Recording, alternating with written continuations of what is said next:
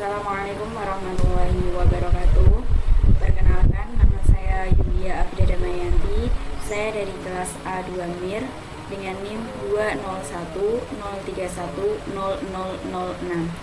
Di sini saya akan menjelaskan materi tentang klasifikasi dan pemilihan strategi pembelajaran.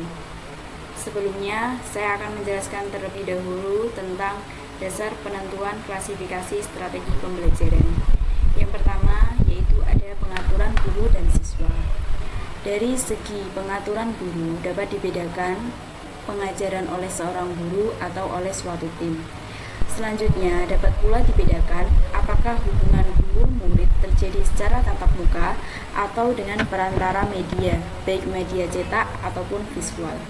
Yang kedua yaitu struktur belajar mengajar. Struktur belajar mengajar dapat bersifat tertutup, dalam arti segala sesuatu telah ditentukan secara relatif ketat, dan juga dapat bersifat terbuka, dalam arti tujuan khusus, materi, serta prosedur yang akan ditempuh untuk mencapainya ditentukan sementara kegiatan belajar mengajar berlangsung. Yang ketiga yaitu ada peranan guru dalam mengolah pesan.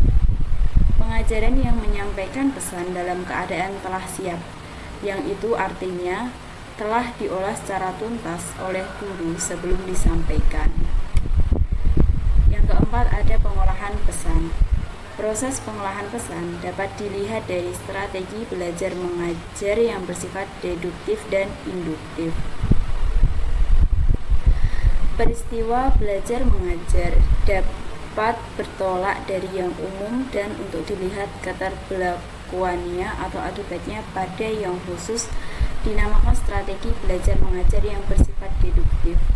Sedangkan strategi belajar mengajar yang ditandai dengan proses berpikir yang bergerak dari khusus ke umum dinamakan strategi belajar mengajar yang bersifat induktif. Selanjutnya yaitu tujuan belajar. Tujuan belajar yang ingin tercapai dengan baik jika didukung oleh kondisi belajar sistem dan lingkungan. Selanjutnya yaitu klasifikasi strategi pembelajaran. Yang pertama yaitu strategi pembelajaran langsung. Strategi pembelajaran langsung atau direct instruction merupakan strategi pembelajaran yang lebih banyak memberikan arahan dari pendidik. Strategi ini efektif untuk menentukan informasi atau membangun keterampilan secara bertahap. Strategi pembelajaran langsung biasanya bersifat deduktif. Kelebihan dari strategi pembelajaran langsung ini yaitu mudah untuk direncanakan atau digunakan. Sedangkan kekurangannya yaitu memerlukan pemikiran kritis dalam mengembangkan kemampuan peserta didik. Klasifikasi strategi pembelajaran yang kedua yaitu strategi pembelajaran tak langsung. Strategi pembelajaran tak langsung atau indirect instruction adalah strategi pembelajaran yang berlawanan dengan pembelajaran langsung. Strategi pembelajaran tak langsung pada umumnya berpusat pada peserta didik. Pada strategi pembelajaran tak langsung ini, peran guru berpindah dari seorang penceramah menjadi fasilitator.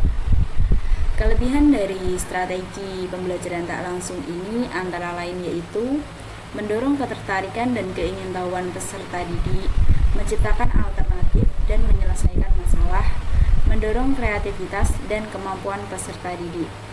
Sedangkan kekurangan dari strategi pembelajaran tak langsung ini yaitu memerlukan waktu yang relatif lama dalam proses pembelajaran. Strategi pembelajaran yang ketiga yaitu strategi pembelajaran interaktif. Strategi pembelajaran interaktif adalah strategi pembelajaran yang lebih menekankan pada diskusi dan sharing di antara peserta didik. Pembelajaran interaktif dilakukan agar peserta didik dapat memahami atau peserta didik lebih memahami gagasan ataupun materi yang sedang menjadi topik dalam pembelajaran. Kelebihan dari strategi pembelajaran interaktif ini yaitu peserta didik dapat belajar dari temannya atau guru untuk membangun keterampilan sosial dan kemampuannya. Sedangkan kekurangannya dari pembelajaran interaktif ini adalah dalam pembelajaran sangat bergantung pada kecakapan guru dalam menyusun dan mengembangkan materi atau dinamika kelompok. Yang selanjutnya yaitu pembelajaran empirik atau eksperimental.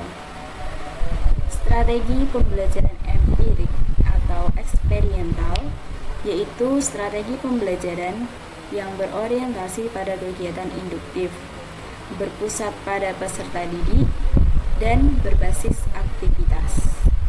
Kelebihan dari strategi ini antara lain meningkatkan partisipasi peserta didik, meningkatkan sifat kritis peserta didik, dan meningkatkan analisis peserta didik.